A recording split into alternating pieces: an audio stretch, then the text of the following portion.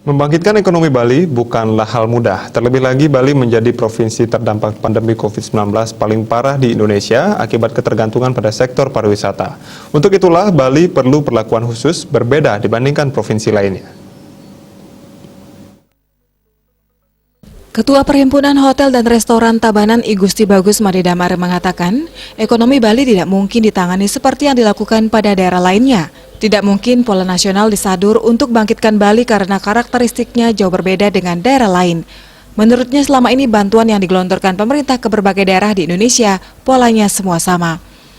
Padahal kalau dilihat masing-masing daerah tingkat permasalahan dalam menghadapi pandemi COVID-19 tidak sama. Contohnya saja di Bali, jika dibandingkan dampak pandemi dirasakan antara orang yang terjun di sektor pariwisata dengan masyarakat yang memiliki pekerjaan di desa atau di pegunungan sebagai petani, maka hasilnya berbeda. Bercermin dari permasalahan tersebut, dia berharap dengan berkantornya Menparekraf Sandiaga Uno di Bali bisa menjadi titik terang bagi upaya membangkitkan Bali yang 70% bergantung kepada sektor pariwisata melalui cara lebih spesifik, mengacu pada kepentingan masyarakat Pulau Dewata yang kondisinya jauh berbeda dengan daerah lainnya. Hadirnya Menparekraf dengan berkantor di Bali memberi rasa keoptimisan bagi pelaku pariwisata di Bali, karena itu sekaligus mencerminkan negara hadir dan serius menangani Pulau Dewata yang belakangan ini telah mengalami pertumbuhan ekonomi minus.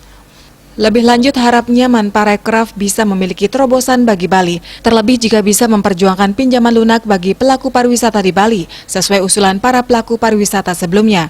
Pinjaman lunak bagi pelaku pariwisata ini memang sangat diharapkan meski sebelumnya sudah dibantu dalam bentuk hibah. Namun pinjaman lunak ini nantinya akan dimanfaatkan pelaku pariwisata untuk biaya operasional atau perawatan alat yang memang harus ada untuk menjamin kesinambungan usaha, meski hanya akan mengandalkan kunjungan dari wisatawan lokal saja sementara ini. Bisnis Bali melaporkan.